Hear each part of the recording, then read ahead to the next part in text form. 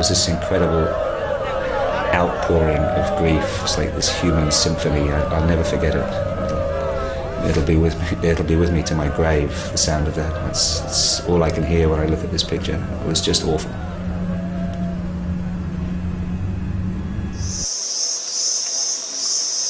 In early 2003, photojournalist Philip Blenkinsop made a tragic discovery in the middle of the jungle, stumbling upon the CIA's long-abandoned secret army in the Xaisambun Special Zone of Laos. We were the first white faces that these people had seen since they were abandoned by the Americans. They thought that those days of living in fear and being on the run had finished. 12,000 veteran fighters. Their women and children had been clashing with Laotian communist troops for the last 30 years. Now, they want out.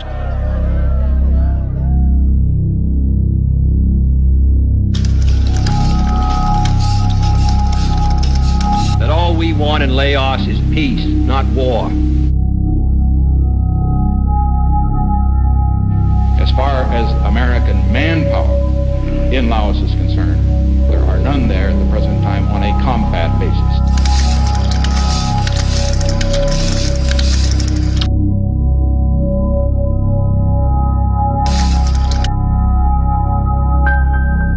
Laos is the most intensely bombed country in the history of air war.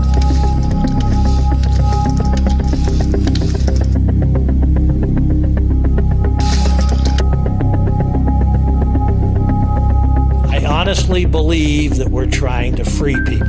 We came from the sky and destroyed everything they owned, everything they loved, everything they held dear.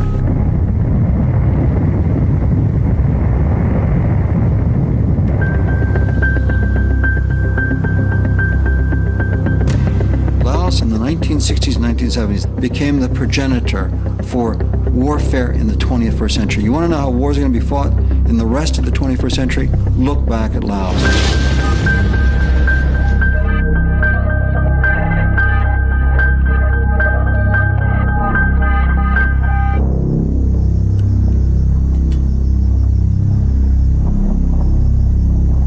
From 1960 to 1975, the CIA ran a clandestine sideshow to the Vietnam War in Laos.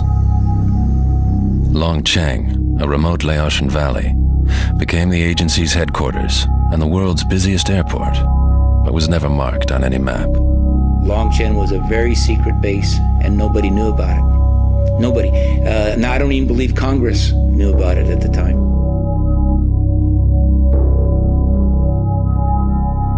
More than 400 flights a day took off from Long Cheng, and the secret war grew into the largest operation in CIA history.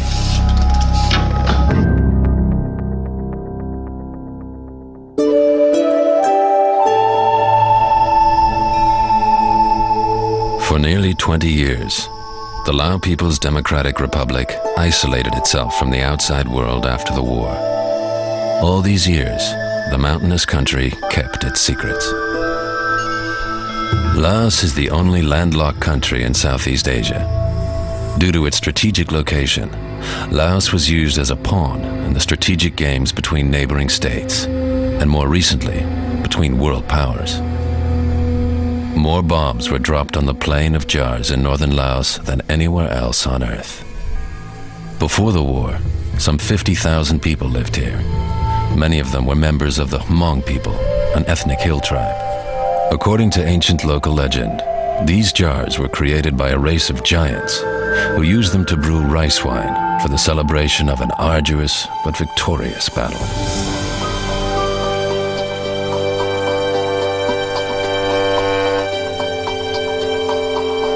Decampment.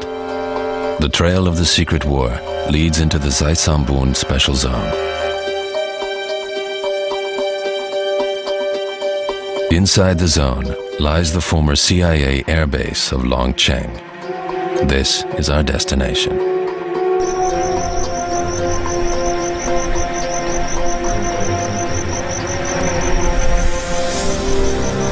We head now to Xaisambun, the special zone. Why they call special zone? Because it means like the government have to take care special because they have problems.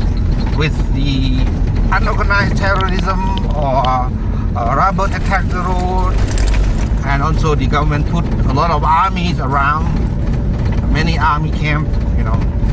I don't know them, but I know their boss. Susat Petrasi is a well-connected man and will take us into Longcheng. No outsiders have managed to reach the secret base since the end of the war in 1975. We passed the checkpoint unsearched.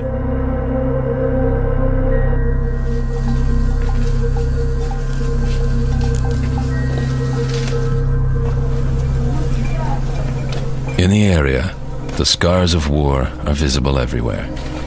Cluster bomb casings are used to support houses.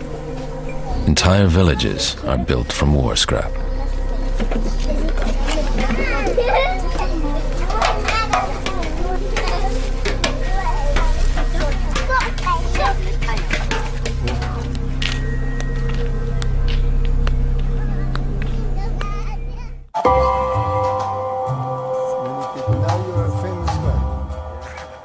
Soon you'll be on the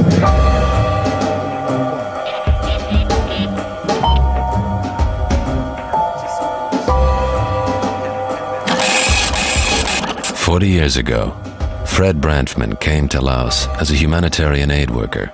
Today, he returns to the place that changed his life forever, Tat Luang Pagoda. When I pulled up to the pagoda, I would say I was just a kind of careless adventurer. No particular goal in life. I went into that pagoda, I talked to those people, and 1 hour later, I was a completely different person than the fellow who had entered the pagoda.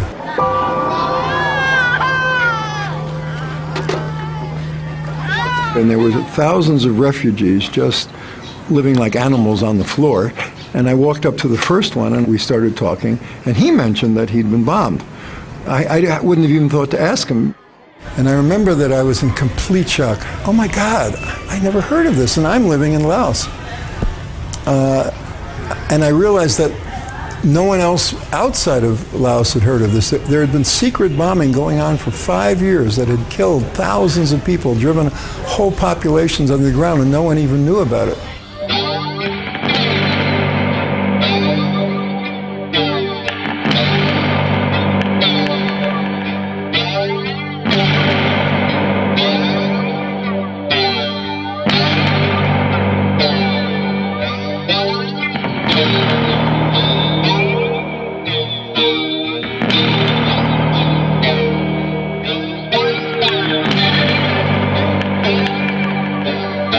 It made me almost crazy because I didn't have a moral framework, conceptual framework into which this fit. You know, you read about something like this, you know that terrible things happen in the world, but when you're seeing it with your own eyes, and it's people that you like, people that you don't want to see them die, there's an element of almost craziness that starts to arise, you know.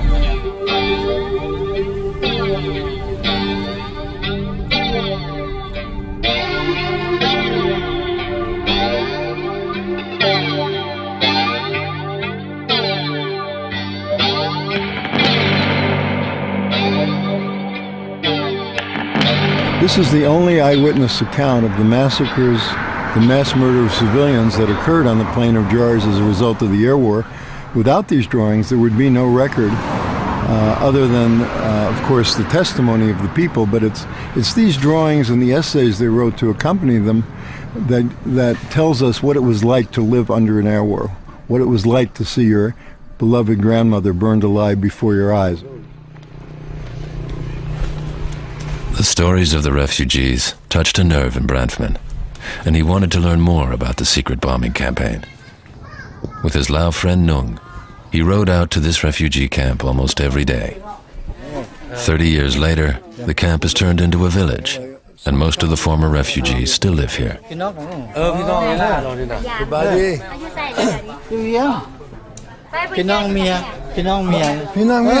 Oh, it's a relative of his wife. She'll tell some. Oh, Sabaidi. Chasunyan. Come. Chauchuk Lawa. I interviewed over 2,000 people in both northern and southern Laos from the Plain of Jars, from the Ho Chi Minh Trail area, and from other parts, and every single one told the same story. สมัยนั้นสงครามที่ตอนเฮาอยู่เวลานั้นกันอย่างน้อยอายุมง13-14 ปีเนาะแล้วถ้าว่าจะไปในคันยินเสียงเคสนั้นมันเป็นภูดอยแล้วมีภูเนาะมีภูแล้วบอนที่เฮาอยู่มันเป็นน่ะชนบทนะทุ่งนานะถ้ายินเสียงเครื่องบินสีอึ้งๆนี่ถ้ามันมานั้นยินเสียงแล้วแต่ว่าโตมันมาฮอดถึงหัวเฮาแล้วเด้เนาะ Since 1964, the official U.S. line had been that, at the request of the Laotian government, armed U.S. reconnaissance flights are being conducted. In fact, the U.S. Air Force was dropping bombs every 8 minutes. When the fighter bombers couldn't reach their targets over Vietnam, they dumped their bombs on Laos because they couldn't land with bombs on board. ตามนี้นำซ้ำทองน้องแกงนี่แห้งค่ะตามนี้ทองน้องแกงนี่เป็นปืนภูเลยย่างไปขายเครื่องนี่จะว่าเต็มเลย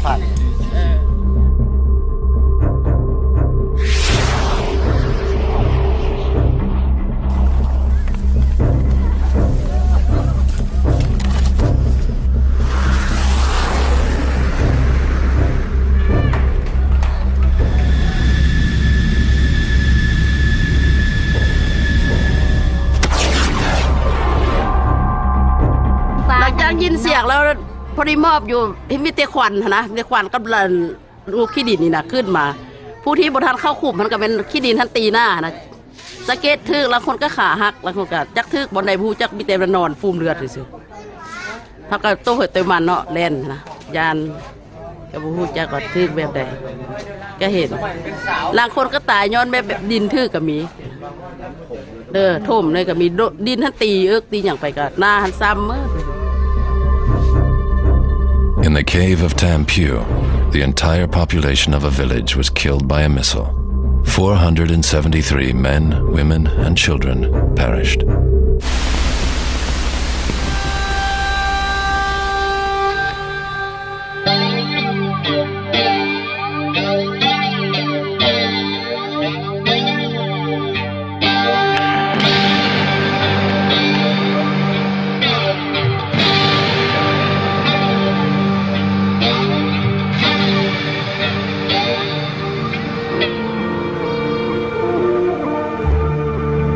At the dawn of the 1960s, the land of a million elephants and the white parasol, as Laos called itself, was either rich or poor, depending on the point of view. It was rich in culture, with more than 50 different ethnic groups. Some lived in such isolation that they'd never even heard of their government, and most felt loyalty only to their village or tribe. But economically, the country was one of the poorest nations in the world. Laos's problem was its geographic location, since it neighbored on both communist North Vietnam and China. In 1954, Laos was declared neutral. Yet, due to its strategic importance, Laos became a microcosm of the Cold War between left and right-wing ideologies. In view of the domino theory, the US government designated Laos a buffer state, meant to stem the advance of communism. That's why the US paid 100% of the Laotian military budget. However, in order to justify intervention, the US sought to destabilize Laos and supported competing political factions. The parliament was divided into three factions: pro-American conservatives and neutralists, both supplied with American weapons, and their adversaries, the communist Pathet Lao, who were equipped with Soviet weapons.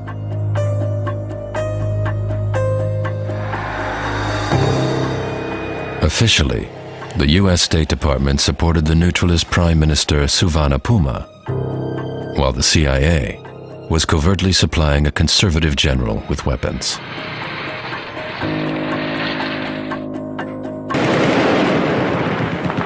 The result was civil war.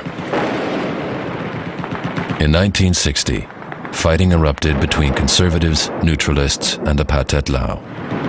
The covert strategy of the U.S. seemed to be paying off.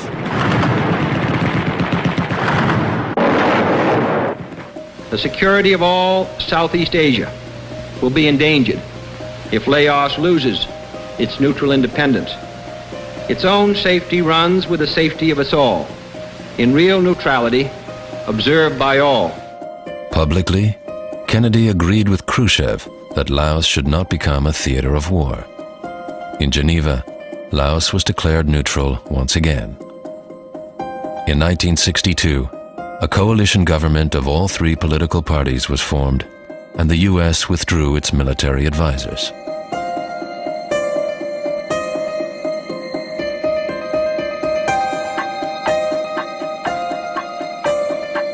Kennedy, however, wasn't playing fair. With the help of a falsified map, he played up the communist threat, marked red. The Allied troops of the U.S., marked blue, were not displayed on Kennedy's map. This enabled him to station 5,000 troops in neighboring Thailand. In the meantime, the U.S. president had given a green light to covert operations in Laos. The secret war had begun.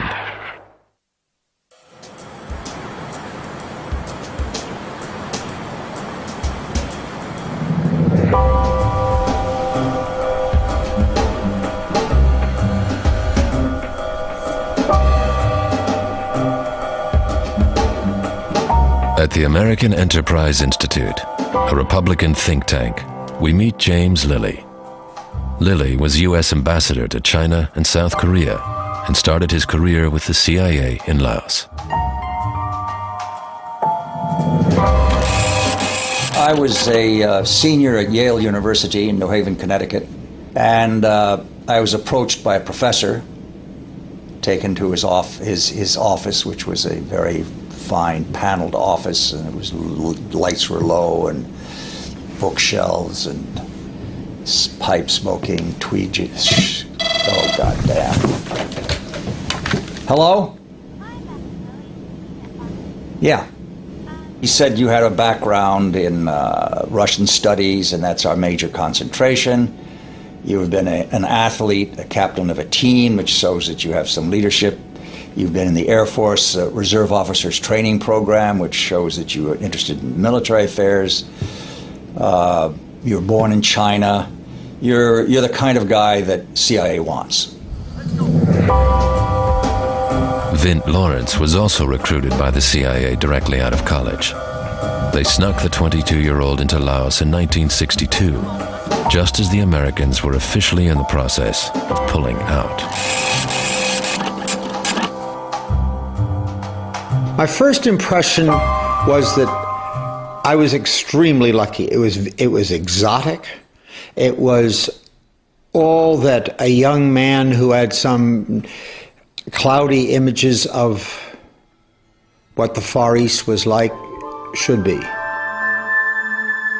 It was hot. The women were beautiful.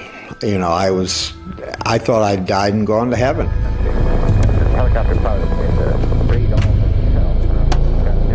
So what we were trying to do was find a big open valley where we could get aircraft in and out of, and that was accessible.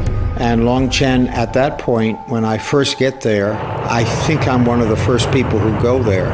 It was a beautiful valley full of high grasses, karst formations, and half a dozen people. And that's where we started.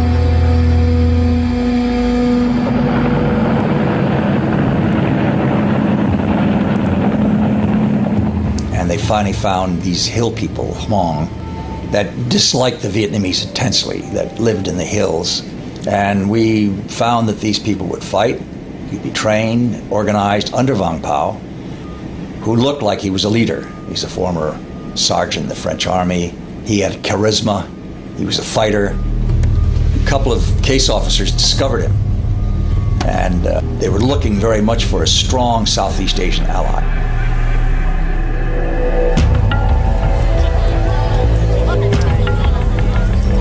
I'll never forget the first time I met VP. They were dragging a defector down toward him. As he walked by, he just pulled out his gun, blew the guy's head off, and kept on walking. And I said, I have to listen to what this guy has to say. the Americans were tolerant of Vang Pao's brutal methods. They needed an ally. Today, Vang Pao is the Hmong leader of 250,000 expatriates living in the USA. His followers affectionately call him the General.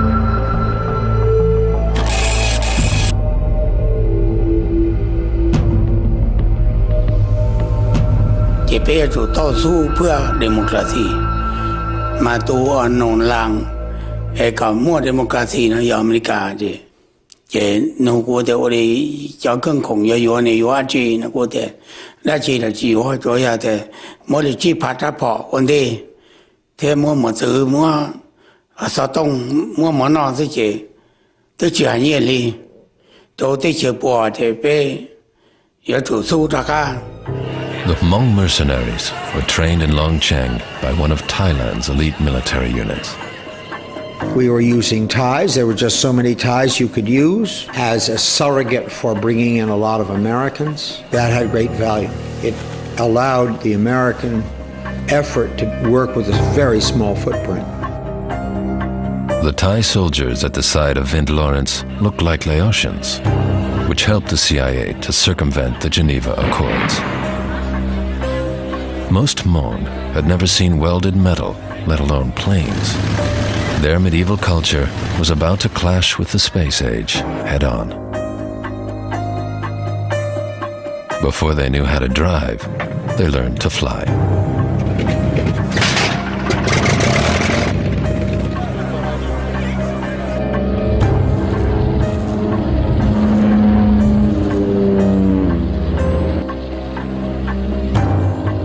At that point, we were still on the right side of the angels. I thought we were doing the right thing with the right people in the right place.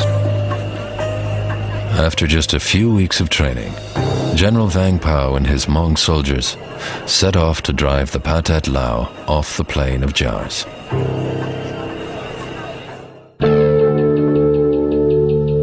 American involvement in the war was kept confidential.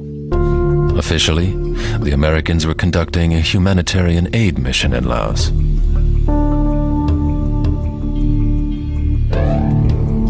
Headquarters of the aid mission was a village called Samtong. Here, USAID had built a hospital that was featured in many media reports. The seriously sick and wounded come to Samtong, a Sansuk hospital. It replaced the old dispensary, which had bamboo walls and a dirt floor.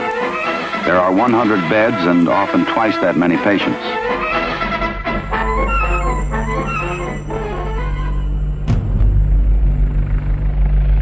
The logistics of the aid mission were assigned to a private company, Air America.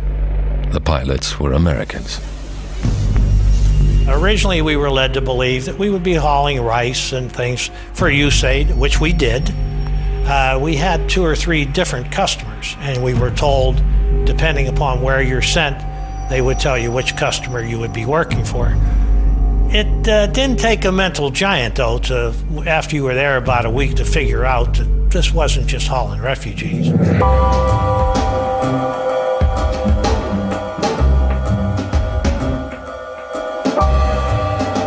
Charlie Weitz flew for private contractors all over the world. He joined Air America right after his military service.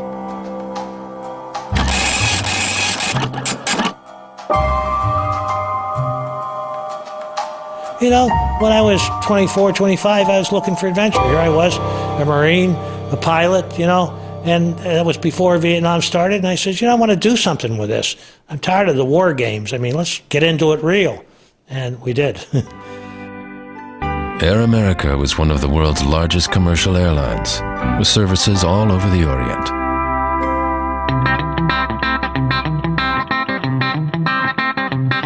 For USAID's Civic Action Program, hundreds of landing strips, so-called Lima sites, were carved out of the mountain.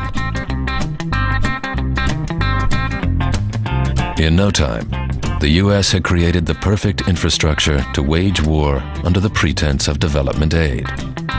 The extensive network of 400 airstrips made even the most remote parts of the Laotian rainforest readily accessible.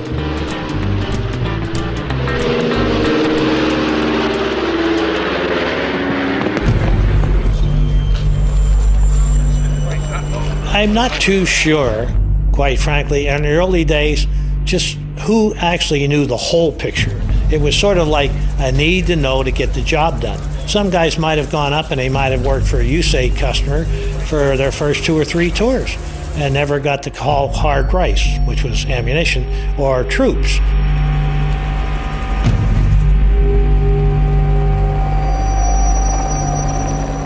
Only at the end of the war did it become apparent that the CIA actually owned the airline. And it was the CIA that really ran this entire operation. Their field agents had the relations with the Hmong elders. They'd worked out the arrangement with Vang Pao. It was their airline, Air America, that owned most of the agile aircraft flying in the mountains, bringing in supplies, extracting recruits for about a 30,000-man militia, a 30,000-man secret army. It was actually called the Armée Clandestine.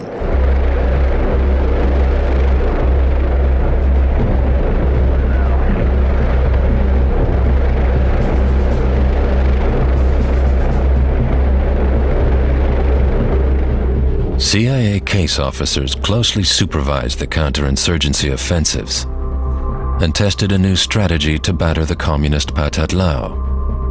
The CIA's guerrilla army was fighting with air support.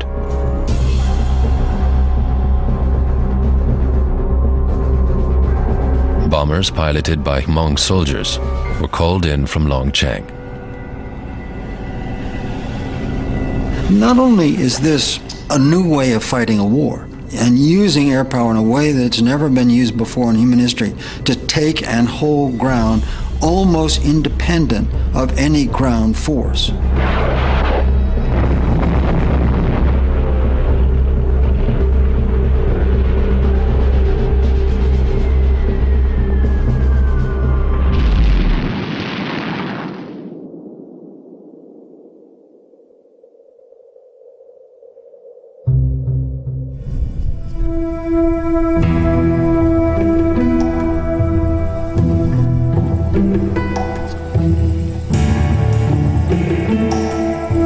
คำทำลายนี่แปลว่าเมื่อเชียงขวางนี่มันบ่มีเฮือนหลังนึงอีซีฟ้าเมื่อเฮือนประชาชนเมื่ออยู่เชียงขวางอยู่ปวงเชียงขวางนี่บ่มีเฮือนจักหลังยังแต่วัดหลังนี้แล้วเรือบินจังมาทำลายสุดท้ายแล้วมันจังเป็นอันนี้จังเพอยู่เป็นอันนี้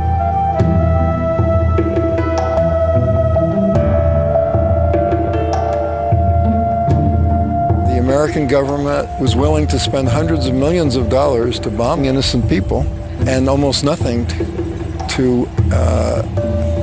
make amends for what they had done, perhaps to pay the survivors some money, reparations, as it happened after World War II, perhaps even to clean up the ordnance we left behind.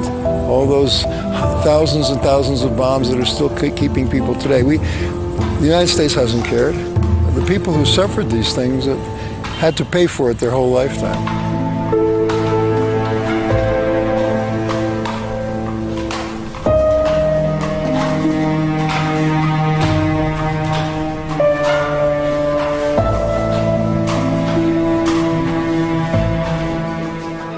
วัดวาศาสนานี่ก็คือกันพวกเราสร้างได้ก็พอๆปานนั้นแหละอันนี้สร้างได้คืนคือเก่าหรือบ่สร้างได้เนี่ยคือวัดนึงแต่ฟินอันนั้นยังเสียใจนี่ก็ทุกคนก็จิคิดเอาฮ้อนแหละตาลายญาปีวินาสันตุจะเตสัสสะไสญาสิทธิทานังลาภังสุถิงภกายังสุขังพลังสิริอายุจาวันโนจาโภคังโอทิสัญญาสวัสสะจาอายุจาสีวาเสเทภาวันตุเตภาวันตุสัพพมังคลังละคันตุสัพพเทวตาสัพพพุทธานุภาเวนะสัทธาสุติภาวันตุเตภาวันตุสัพพมังคลังละคันตุสัพพเทวตา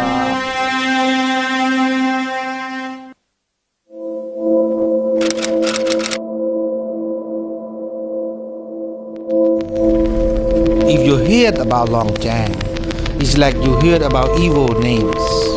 The CIA, compound, bomb, planes, Wang Pao. So you imagine that it's bad areas and secret and fighting each other, sacrifice people there.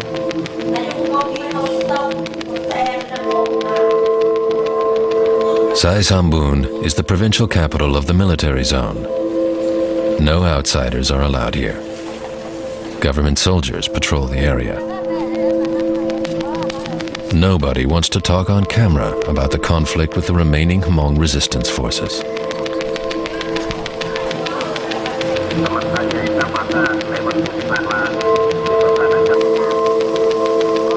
Sambun is the gateway to Long Cheng, which lies a few miles further into the jungle.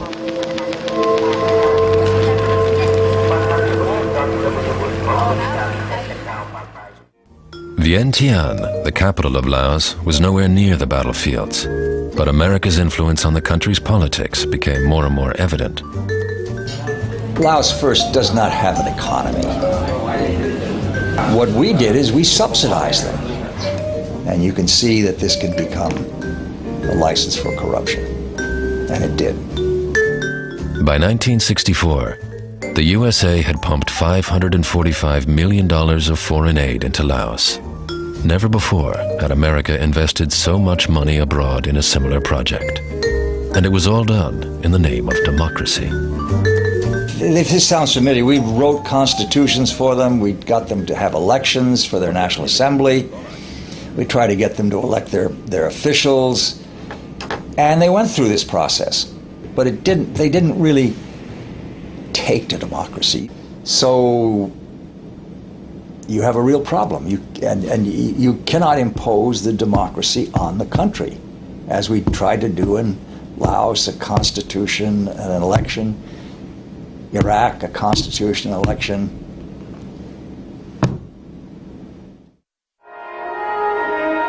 In 1964, 4 years into the CIA's secret military efforts in Laos, President Lyndon Johnson used fake intelligence to order military attacks against North Vietnam. Against United States ships on the high seas in the Gulf of Tonkin have today required me to order the military forces of the United States to take action in reply.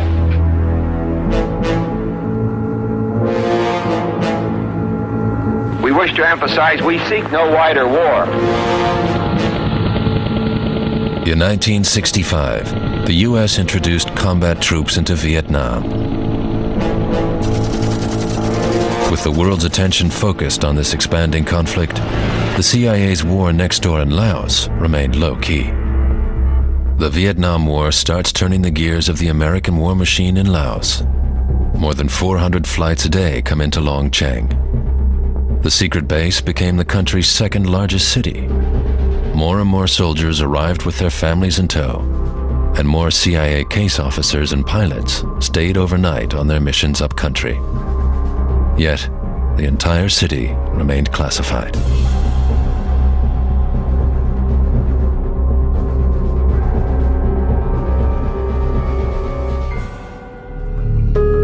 Long Cheng was given the code name Lima Site 20 Alternate, seemingly an auxiliary landing strip to Sam Tong. Outsiders were to assume that the site was reserved for emergency landings.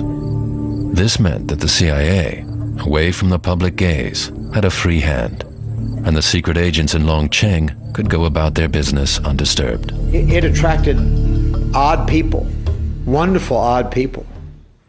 So there was a mystique about it. The atmosphere surrounding the secret war was bizarre. In Laos, nothing was as it seemed.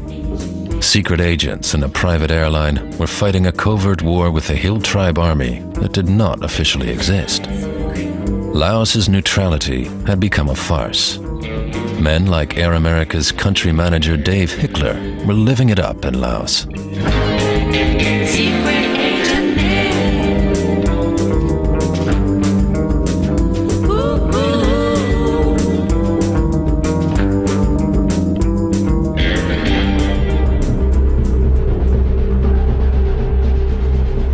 As the war in Vietnam escalated, one major purpose of the operation was now to interrupt the Ho Chi Minh Trail, the supply network of jungle roads and trails built by the North Vietnamese that led through southern parts of Laos. More and more bombing missions were flown to interdict the trail.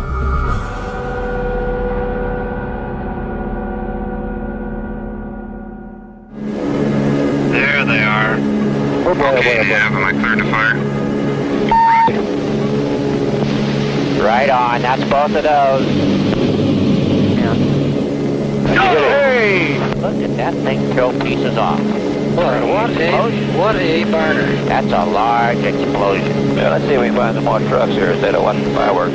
Despite sustained attacks, the traffic on the trail never slowed. As the war in Vietnam developed, Laos became an absolutely critical battleground, particularly that 100-mile stretch between Sam Nua, the Plain of Jars, and Vientiane. That little tiny bit of territory was absolutely strategic, critical if the United States were going to have a chance to win the Vietnam War. South of the Plain of Jars, the CIA's army in Long Cheng blocked the communists from advancing towards the capital city of Vientiane. The front kept shifting back and forth, and 4 years into the war, no one had made headway. In the meantime, President Johnson entered into peace talks with the North Vietnamese. The United States had stopped the bombing of North Vietnam in the area where 90% of the people lived. After President Johnson stopped bombing North Vietnam in May 1968, the air war over Laos escalated to new levels. The Americans sent ever more bombers, and the North Vietnamese provided additional support to the Pathet Lao.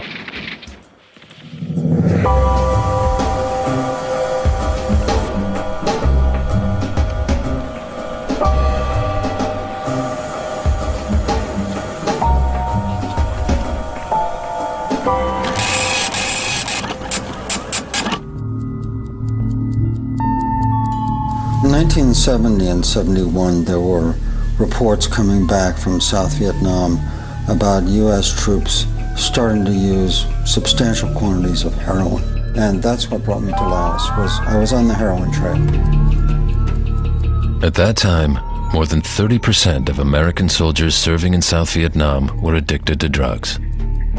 There were more heroin addicts in the armed forces than in the whole of the United States.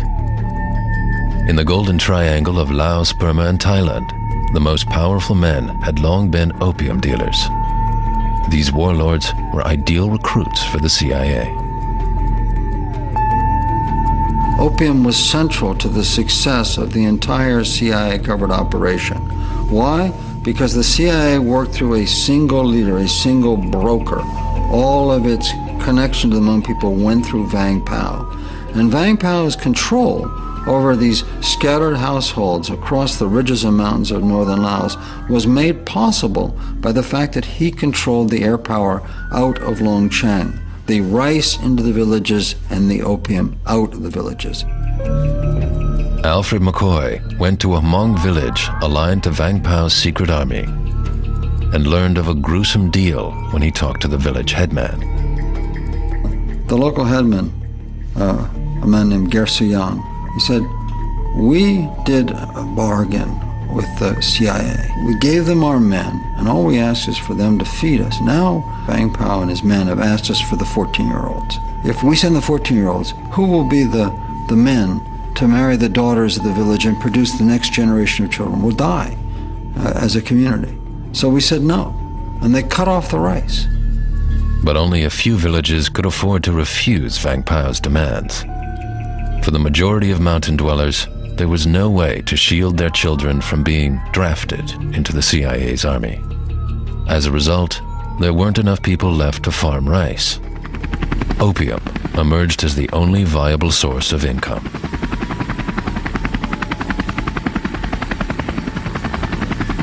The Air America helicopters would fly in.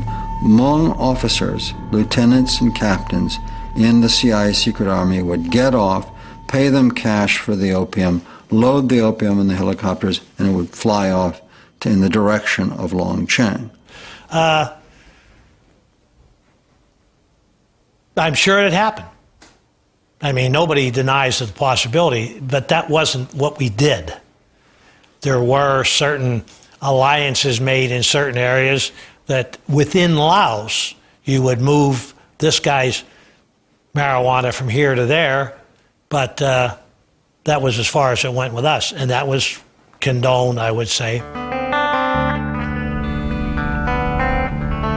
After he'd learned about the secret bombing campaign, Fred Branfman became obsessed with trying to stop it. He started to work with journalists to expose U.S. atrocities committed in Laos.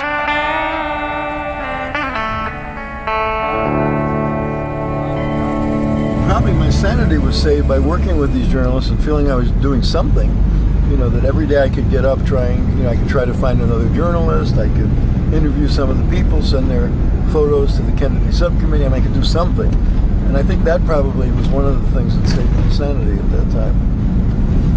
Mr. Branfman spoke of those refugees whom he has interviewed. In 1971, Fred Branfman appeared before a U.S. Senate subcommittee on refugees and spoke out against U.S. officials in charge of the secret bombing. I challenge that statement. What I'm trying to suggest, sir, is that there is a good deal of evidence to suggest that the United States has been carrying out the most protracted bombing of civilian targets in history.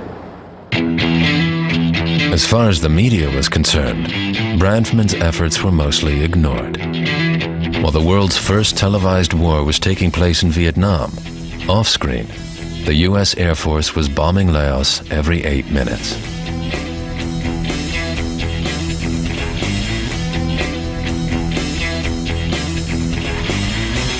As the veterans returned home, the conflict spilled onto American streets, and the tide of public opinion was turned against the Vietnam War. However, Laos veterans were forced to stay silent, as the executive branch continued to keep Congress in the dark.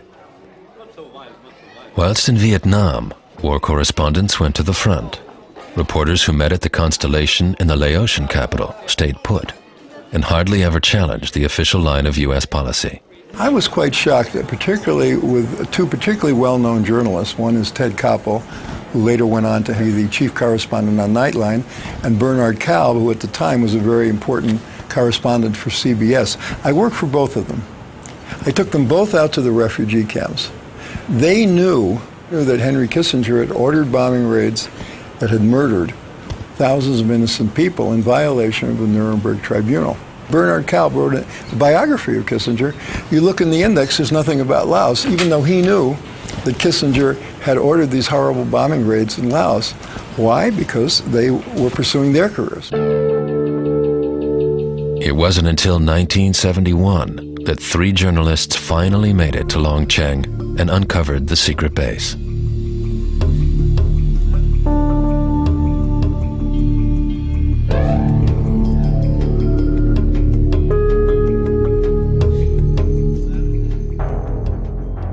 After 9 years of operating in secret, Long Cheng had been exposed. Still, the war in Laos didn't make front-page news. Even though it became known there was a Long Chain, the policy continued, and it did not make a big difference, as far as I can tell, on the course of the war or anything else. The war had gained its own momentum, and in 1971, Long Cheng was attacked by the North Vietnamese and Pathet Lao forces. New CIA case officers, such as Eli Chavez, were assigned to mobilize their remaining mercenary forces. Chavez filmed his own troops as they marched into battle.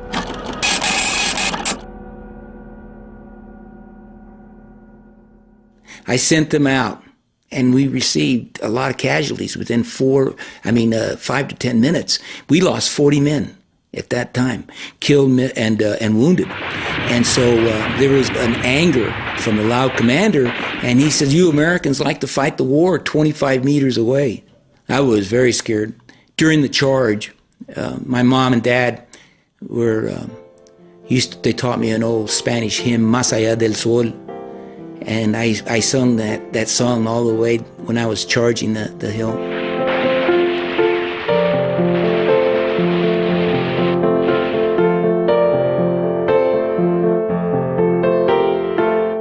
During the take-back of Skyline Ridge, we lost 900 people, killed, missing in action, and also wounded in action. And that totaled out to almost 3 battalions that we lost. And that was all within a week and a half to almost 2 weeks' time. After 11 years of war, all Hmong men of fighting age were dead. And so, the CIA sent thousands of children into battle. You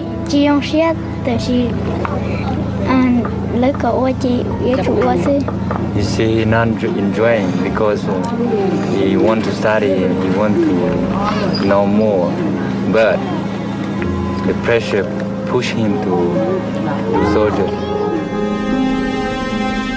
By now, after years of bombing, the Plain of Jars had ceased to exist. But the biggest bombing in history was yet to come. And what the Plain of Jars and what it's a symbol of is how those people on the vague frontiers, those people in the third world, those people we never see and never know about and never hear, can be vaporized, wiped off the face of the earth without people back here even knowing about it.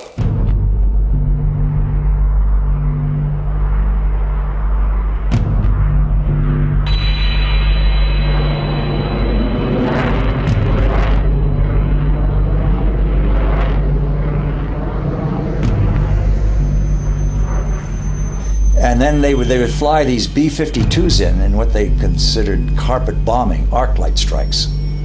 The B-52 strikes are 1 kilometer wide and 3 kilometers long. But the arc lights were so high and they'd precision bomb, nobody could hear them.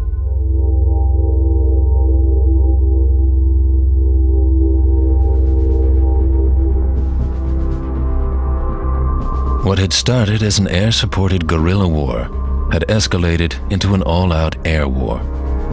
Although the B-52 proved to be the wrong weapon to attack soldiers in the jungle, the war machine continued inexorably. For a period of 9 years, the U.S. Air Force conducted airstrikes every 8 minutes. Any sign of life in enemy area is considered military targets. When it gets down to people in Laos, whatever move was shot at, was bombed, was naked.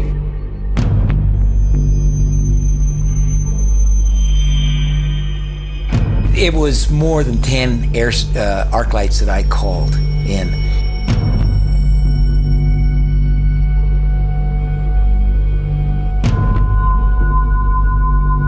I was sitting on the TACAN pad looking into the valley, and suddenly the whole valley just exploded. It must have been terrifying to anybody that survived it. I mean, the whole valley.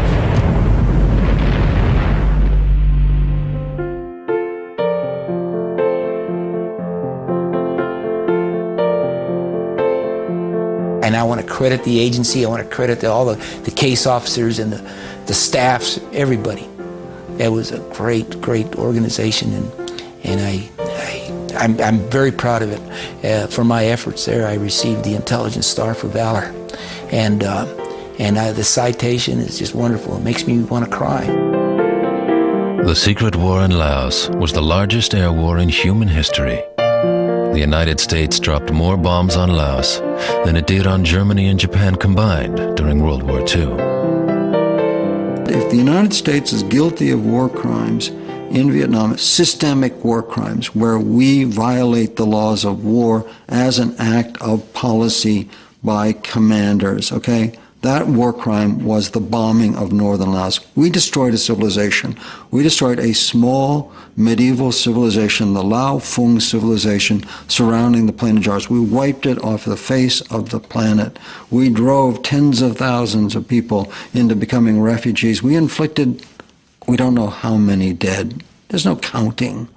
All right, we incinerated, we atomized human remains in this air war, okay? And what happened in the end? We lost.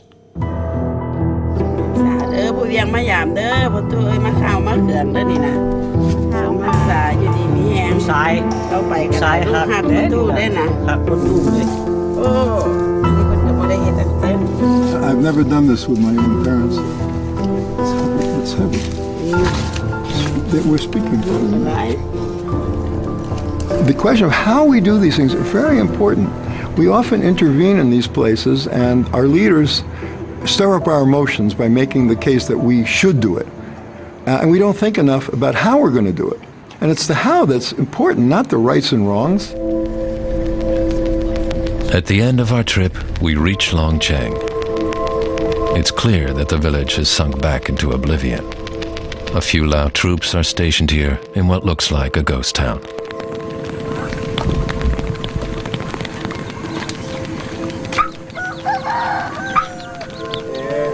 In the next future, we will have a new road access to Siang Kuang province. It also means that we open Longcheng accesses, which is tourism attraction in the next future.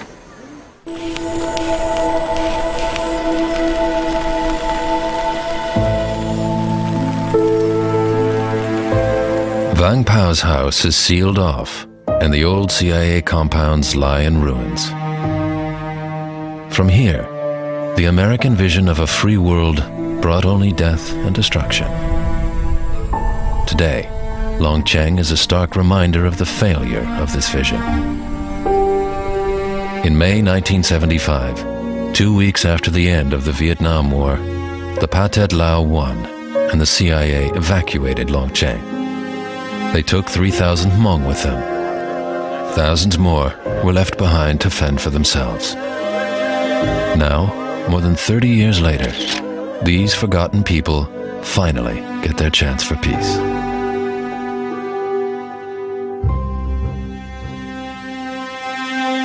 Why is your son in Iraq? I've asked him that before. Who? I asked my son, why are you going?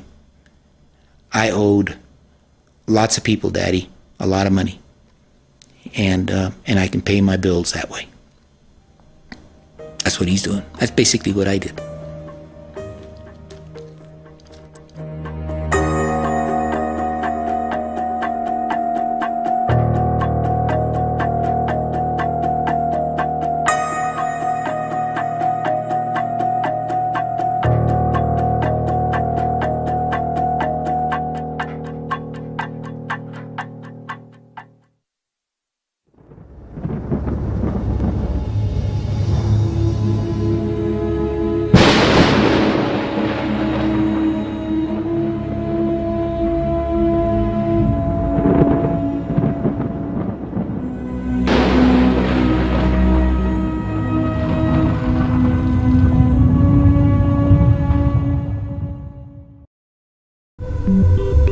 Thank you.